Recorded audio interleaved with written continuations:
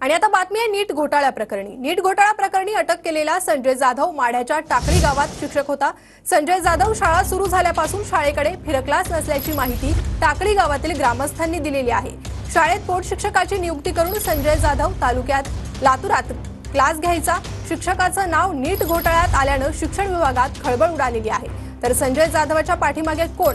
टाकळी गावातील ग्रामस्थांनी हा प्रश्न उपस्थित केला आहे। आज जाधव सरांना बदली करून सुद्धा रुजू झाले नव्हते। रुजू करण्यासाठी सुद्धा आम्हाला त्या ठिकाणी शिक्षण अधिकाऱ्यापाशी आंदोलन करावं लागले। त्यावेळेस जाधव सर इथं उपस्थित राहिले आणि सतत सारखे गैरहजर राहायचे आणि गैरहजर राहिल्यामुळे त्यांना वेळ मिळत होता, म्हणून हा अशा मोठ्या पद्धतीचा भ्रष्टाचार केलेला आहे।